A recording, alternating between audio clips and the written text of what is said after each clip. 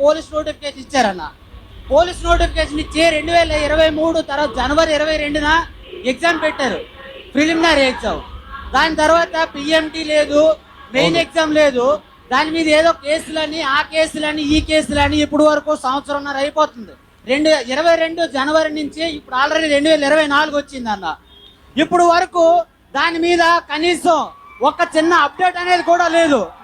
ఇప్పుడు ఏంటంటే తర్వాత మన ప్రభుత్వం అధికారంలోకి వచ్చాక మీరు ఆ నోటిఫికేషన్ని ఎంత తొందరగా భర్తీ చేయగలరని మీ నుంచి కోరుకుంటున్నాం అన్న. నాకున్న అవగాహన మేరకు మొదటి 6 నెలల్లో ఆ పోస్టులు భర్తీ చేసే బాధ్యత మేము తీసుకుంటాం. రెండోది, ఉత్తరాంధ్రలో మీరు చూస్తే సైనికులుగా పనిచేస్తారు. మిలిటరీలో ఎక్కువ శాతం ఆంధ్ర రాష్ట్రం నుంచి ఉత్తరాంధ్రలో ఉంటారు. మీకోసం ప్రత్యేకంగా ట్రైనింగ్ సెంటర్స్ ఇక్కడ ఏర్పాటు చేస్తాం.